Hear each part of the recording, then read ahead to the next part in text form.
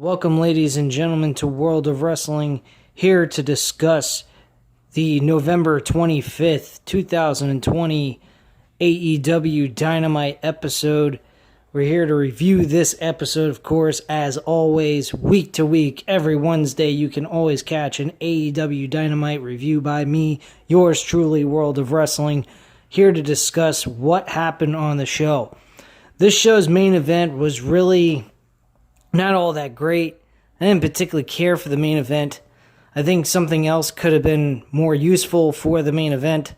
But that's not here or there. We got an amazing promo with Taz and Cody here tonight, which was fucking fantastic. They touched on a lot of personal issues. They came across very real and genuine. Probably the best promo I have seen all year long. And there's been some pretty good promos in AEW, most definitely. But this was by far the best promo on this year, I should say. John Moxley and Kenny Omega, their contract signing part 2 was fantastic as well. That was the second best thing on the entire show, as segments go. We had a very good opener with John Silver and Hangman Page. Hangman Page actually picks up a victory. John Silver may be losing, but he looks very promising. I never was familiar with John Silver ever, but he has impressed me with Orange Cassidy. He has impressed me with Hangman Page and a few other matches I've seen on Dynamite. He has been very, very good. I have enjoyed his in-ring performances. He's fast-paced, hard-hitting. He reminds me a lot of Pac. Him and Pac would be great together against one another or as a tag team. But that's not here or there. They're not together in any way, shape, or form in any capacity, not even as rivals. So that's not a concern right now.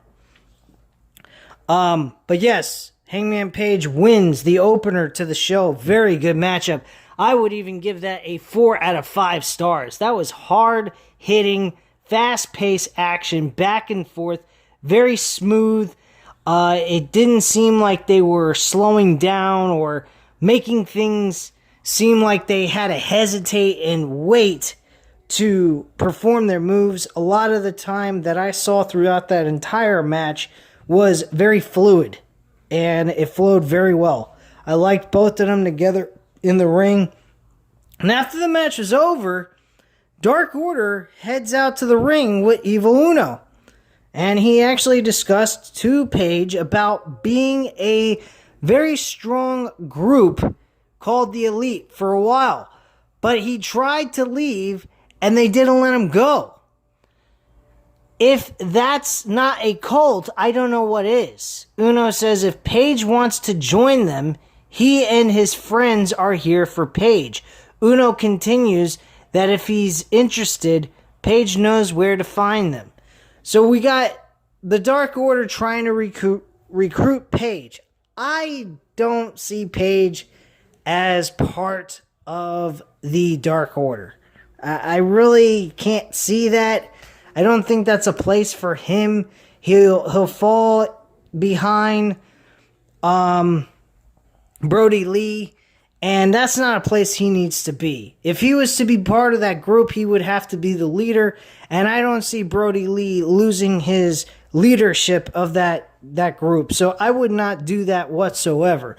Now, if you want to go in the realm of having Brody Lee and Hangman Page be a rival going into the pay-per-view of Revolution, and this is your starting point, by all means, go for it. I think that match would be fantastic. But Hangman Page being part of the Dark Order, can't see it happening. I really don't. And I think Hangman Page deserves a victory over Brody Lee, despite the fact that Brody Lee needs a fucking win, because he's in some deep trouble too, because he's been on a losing streak as well. Hangman Page, he's been winning, but he needs to continue to win. He needs to build up that record going forward when Omega becomes the World Heavyweight Champion. Now, granted, we got that championship match next week. I don't know if they're actually going to go with Kenny Omega just yet. They may go ahead and give him the title on pay-per-view because they don't want to waste giving the title to him on free television. I think they just want to give us a great match, something to watch on Wednesday night as a main event, because let's be honest, these main events have not exactly been big hype-ups for their show. They've just been kind of like, going with the flow type of tag team matches, building some rivalry between the characters that are on the show. But that's about it. There's been nothing really eventful in the main event column of AEW Dynamite, in my personal opinion. But that's just me. Don't get me wrong. Brian Cage and Ricky Starks versus Darby Allin and Cody Rhodes was a very fun match to watch in the main event. But at the end of the day, let's get real, guys. That's not really a big, important main event matchup that we should concern ourselves with. It's a good mid-card match in the middle of the show. So this World Championship match is definitely an important matchup, number one. Number two, I think they should give this main event match next week at least 30 minutes of our time on television. And I mean, we get the New Japan Wrestling type of treatment here. I think that would be great. I think that would impress a lot of people. The ending, I don't know how you would end it. I don't know if you want to end it in a fuck finish or you want to give us a clean finish. I mean, either way, if you go with a clean finish, it kind of hurts Kenny Omega, in my opinion, but at the same time, Kenny Omega can always work his way back up by February and get a championship match at Revolution. So, or I think it's Revolutions, I think is what they call the name of the fucking pay-per-view. I apologize. But yeah, Revolutions, you get my point. If that is the pay-per-view they go with for this championship matchup, I'd be okay with it. And they can just build Omega up with a string of a lot of great wins here and there, leading into the pay-per-view, and then granting him another match because he earned it with all the wins, and have Moxley and him go at it one more time. This being the last time that Omega can actually challenge for the title while Moxley's still champion. That's how I would do it. So that's where I would go with this, with the World Championship match next week. Kenny Omega, he actually discussed some stuff about what Jon Moxley was doing. He stated that this ambush that occurred last week, he thinks was a load of crap just to avoid him. He thinks it was just a thing that occurred the same way it did last year. They were supposed to face each other one-on-one at a pay-per-view. He couldn't show up because of injury, and now he feels the same thing occurred last week.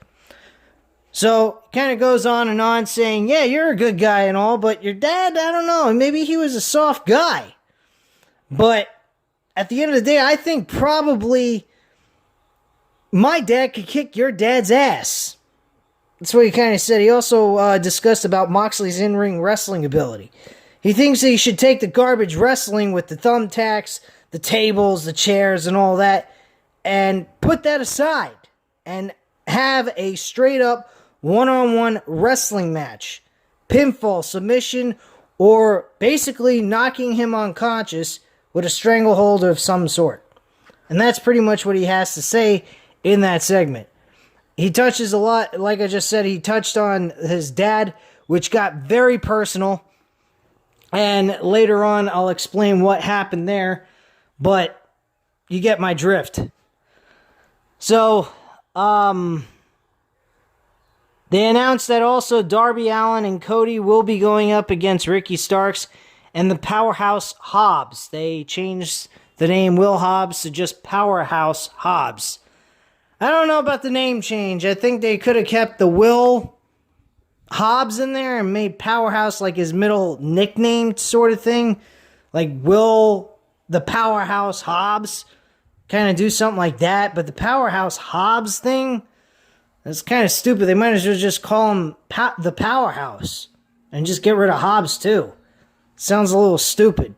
Just getting rid of his first name, keeping a nickname for him, and then keeping his last name. I just don't get it. It kind of seems a little weird. Anyway, Powerhouse Hobbs faced Lee Johnson one-on-one. You know, Lee Johnson being a enhancement talent. Hobbs gets a nice win here. Looked very dominant. Based off of his overall character change, what are my thoughts on the way he comes out to the ring, the way he looks, how he's acting, his mannerisms and so forth? What do I think about that? I think it's a little bit improved. I think he's somewhat improved his character a bit doing this heel change, but he needs to work a little bit more on it. I mean, I'll give him credit. I mean, this heel change has done him somewhat of good. But he needs to continue to build on that. That's the one thing I will say, but he definitely looks better as a heel than a face. He looks kind of plain, vanilla, very boring. Nothing really stood out with him. Now that he's with Taz, he's got that kind of look like he's kind of building some confidence in himself as a character, I would say. So he had this smirk look on his face. He looked all big and bad and pissed off, which you kind of thought maybe he'd have that kind of attitude as a face, but that's not what they did.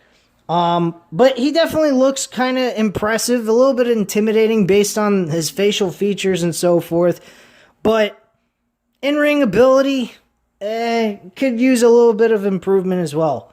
So, I mean, he needs a little bit of improvement, but he's just starting out, so I'm not going to trash him too much on this. So post-match, like I said, Taz went to the ring with the FTW Championship. Taz was extremely pissed off that Tony Khan and the AEW upper-level management is not acknowledging the FTW Championship as a legit title in their company. He goes on and on about it. He wanted someone from upper-level management or Tony Khan to come out and discuss this with him and get this taken care of and actually add that championship as a legit title in the company and in the rankings. I honestly feel that this championship belt does not need that. I think the title needs to die. I don't think it's a legit championship. There's no reason for an FTW championship, which was created by Taz himself. And this was only back in ECW when he wasn't getting a shot at the ECW World Championship. At the time, Shane Douglas was the champion. It was around 98, I believe, going into 1999. And Shane Douglas kept ducking him for his championship. Eventually, it led to him creating that title. Defended a couple of times. Bam Bam Bigelow, I believe, beat him for that title. Or I might be thinking of the television championship from ECW. But either or, it really doesn't matter. Taz was winning a lot of matches, kicking some ass, taking some names. And, I mean, he was doing great with the FTW championship. But that's pretty much where the title ends. There's really no legitimacy behind that title unless it's around Taz's waist. And since Taz is no longer a in-ring competitor, plus the fact that the whole concept behind that title is because he wasn't getting a world championship to begin with, who the fuck cares? There is no reason for that title to exist. It's just existing on account of Taz being a manager and giving a title to like a guy like Brian Cage, which I have no problem with. If he was racking up wins, was in the number one spot, and still Moxley was not giving him a world championship. He got that world championship. He lost. He was given the FTW championship the same time he was en route of getting a world title. Doesn't work. The concept sucked. They should have never brought that title into existence on AEW television. Now, if you wanted to bring it in there because Brian Cage didn't get a title shot and he was kicking people's asses, it's a little different. But the concept didn't work here. So I think the title is null and void. It shouldn't even be on television at all. Shouldn't even exist. So he goes on and on about it. They turn off his mic. I thought for a second there was some kind of glitch going on with the microphone. And then later on, the announcers, Tony Schiavone and Jim Ross, tell the audience that Tony Khan has requested to turn off his mic because he kept going on and on, wasting people's time. And not moving forward with the point of why he's doing that, because they weren't going to acknowledge that championship as an actual championship. So Cody comes out. He's trying to get Taz to cut it out with the whole conversation about this. He thinks this is ridiculous. He said, look, we'll go back. I'll pass it on to the upper level management and make sure that they, discuss this with you in the future. He goes, oh, you're gonna go ahead and do that? Or you're gonna also tell me that maybe later on you don't have any plans for me creatively? They started taking WWE shots. He said, oh, you're going to send me my pink paper slips and tell me we wish you the best in your future endeavors, or some kind of shit like that. I loved it. And it kind of went back and forth for a little bit, and then eventually Cody went ahead and he said, well, here's the thing. Your son, you and I are both professional wrestlers. And your son is trying to train to become a professional wrestler. And yet, I'm the one training him, not you. Now, why is that? Got very personal there. And Taz came from behind. And he put in the rear naked choke submission hold, Taz mission move on Cody and put him out for a few seconds and then let go of the hold. And that was that. Very, very cool shit. I absolutely love that. That was a very cool segment. My computer just froze. That's terrific. Alright, give me 1 second, guys.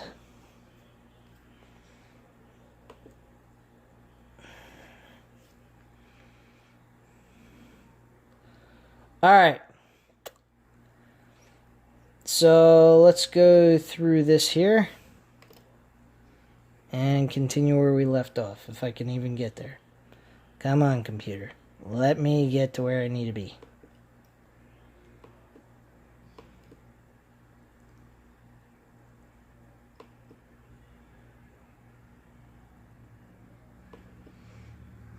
Alright, so backstage, Marvez asked Eddie Kingston about the Death Triangle reforming with Penta and Phoenix leaving the family.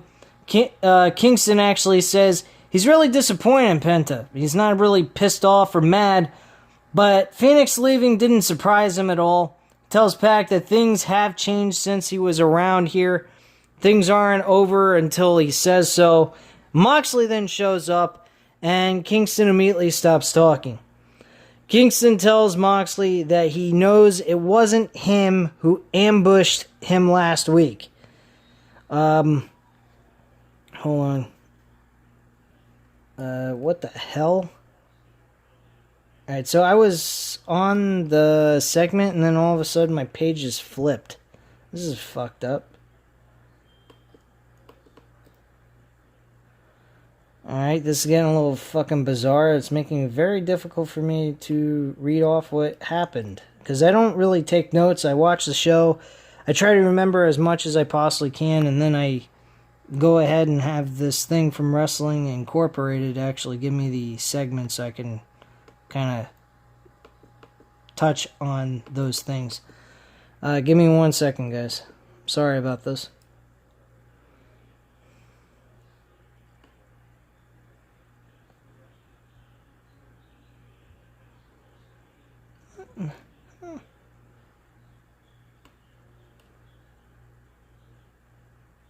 Alright, so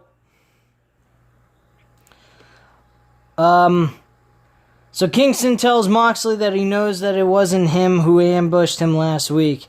Kingston says he's got his own stuff going on now, and Moxley knows who took him out.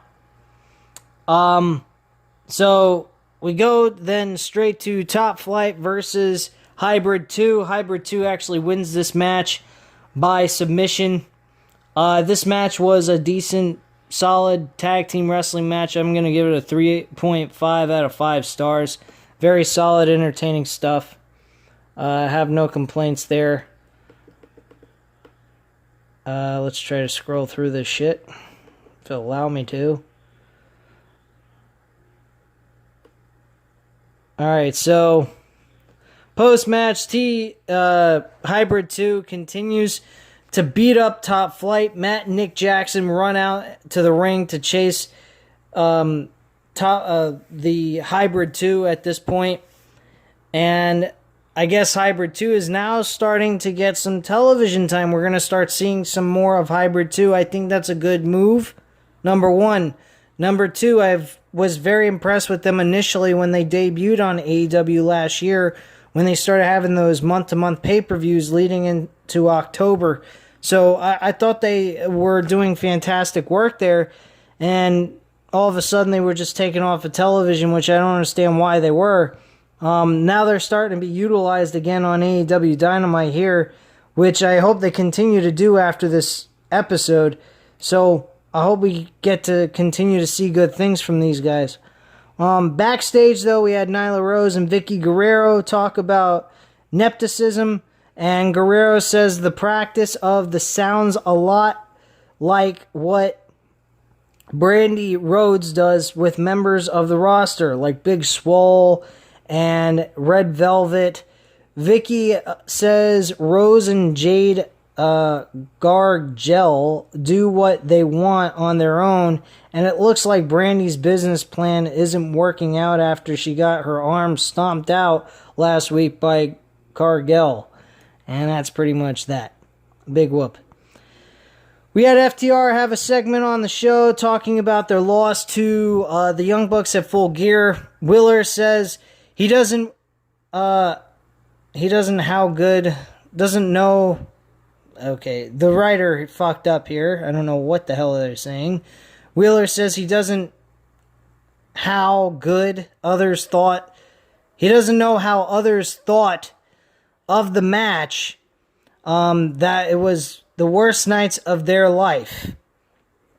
Hardwood says for 3 seconds the Young Bucks were better than FTR, but that doesn't mean they are the best team in the world.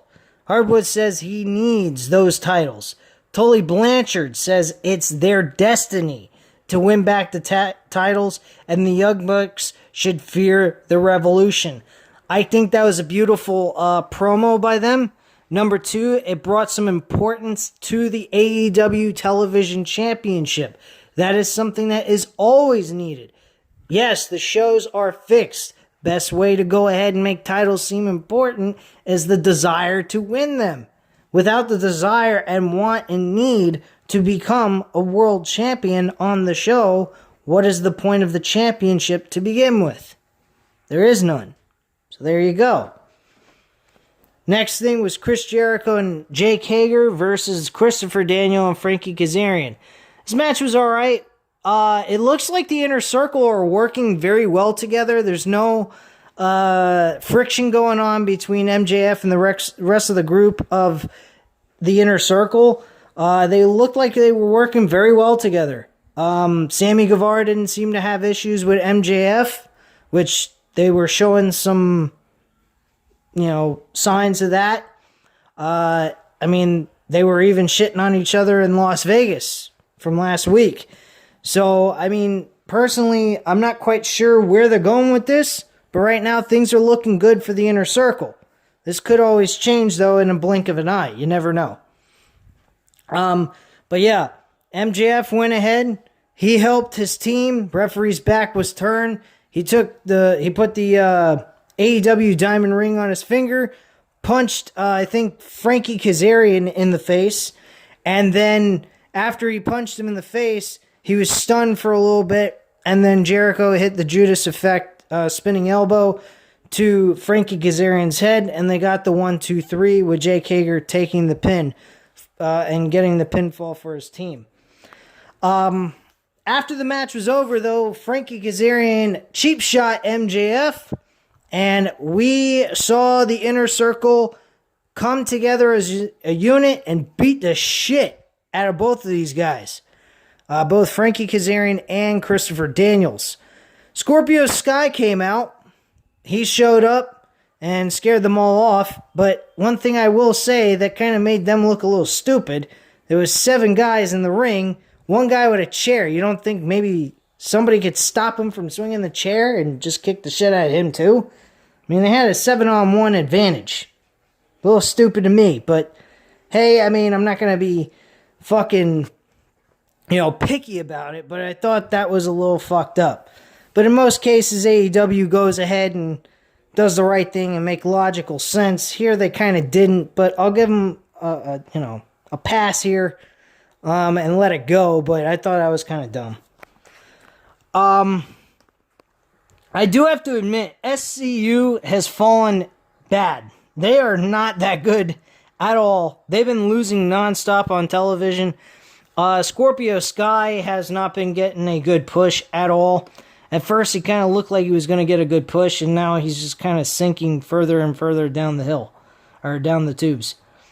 So yeah, I mean, I didn't particularly like the idea that SCU keeps losing like this. They look more like jobbers than anything else, which I don't appreciate. I think SCU deserves something more than that, but hey, I mean, there's a lot of good talent there, so I guess I can't be too hard on them for the fact that they really don't have anything for SCU at this time as momentum goes.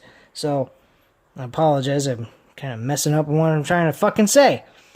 Kip Sabian and Miro debut the new show, the Miro and Kip Video Game Extravaganza. They had an Xbox Series X, which I'm looking forward to getting. I will say this about the Xbox Series X. It does have some major issues that need to get fixed. Same thing for the PS5. I'm definitely looking forward to getting both of those consoles once the issues with both of them are worked out and fixed, so I feel a little bit more confident of getting a console instead of wasting $500 and it not working. So I want both of the damn consoles. I love PlayStation. I've been a fan of PlayStation a long time. And Xbox, I recently became a fan after the Xbox One came out. Xbox One was a great product. It doesn't have any issues. I bought an Xbox One used, and it works very well. I have no complaints about it. Few hiccups here and there about it once in a blue moon with the internet and some of its interface. It gives me a little issues, but nothing too major like actually playing the games and having fun with the console itself. So no complaints there. But moving forward here, we had Orange Cassidy show up, and then he turns off the Xbox Series X console. He walks out, Miro and Sabin chase after him, but Trent and Chuck Taylor attack them from behind. The two battle for a bit around the backstage area.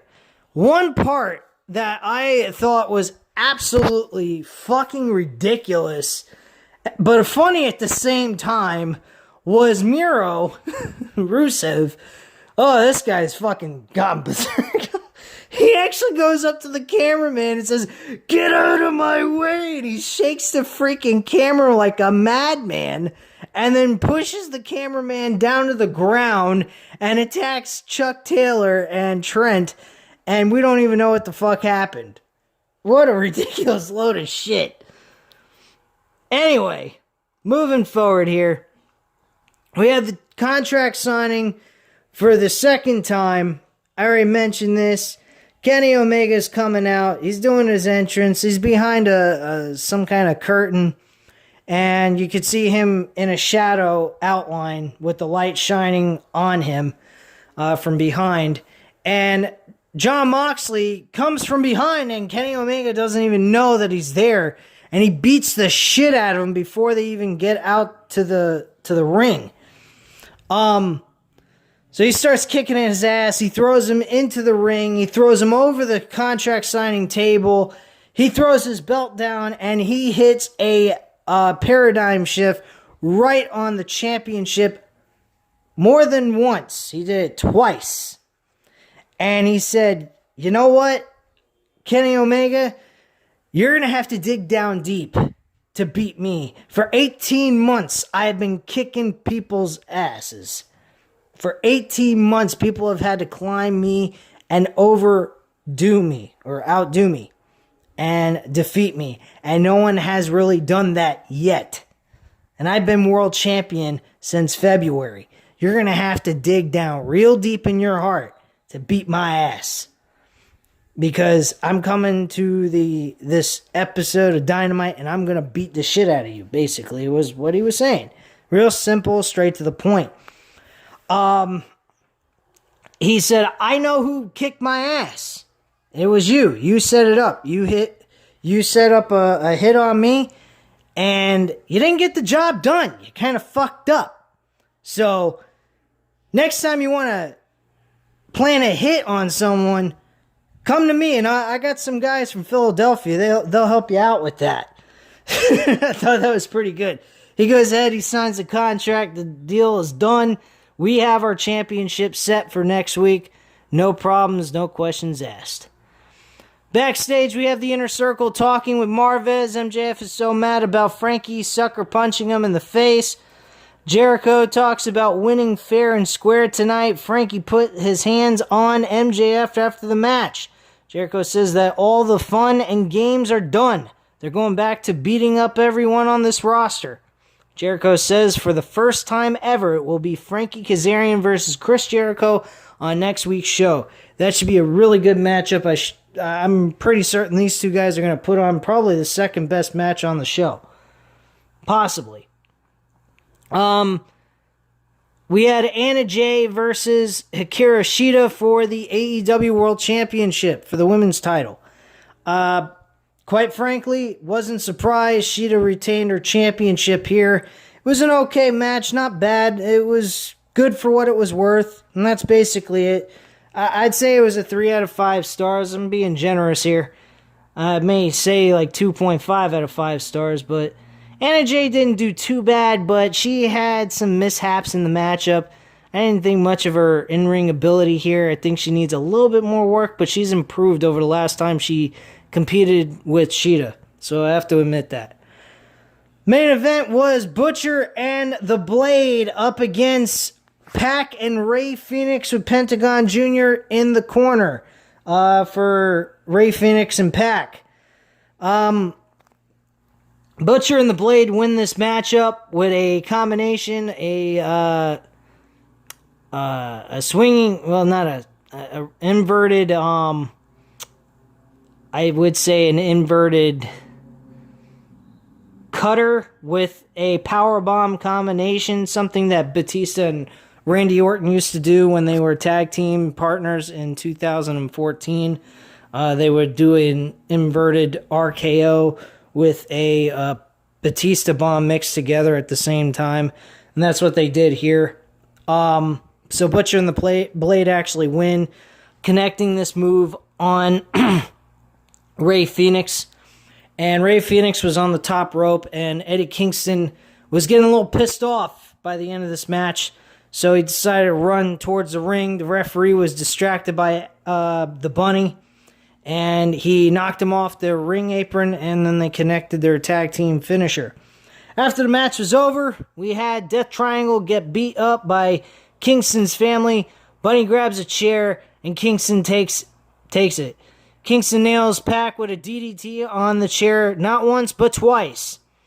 By that time, we had Lance Archer show up. We are seeing a story unfold with Lance Archer and Eddie Kingston. So we got two stories going on here at the same time with Eddie Kingston. Eddie Kingston's starting to get some enemies from all areas. I mean, from the front, the back, the sides.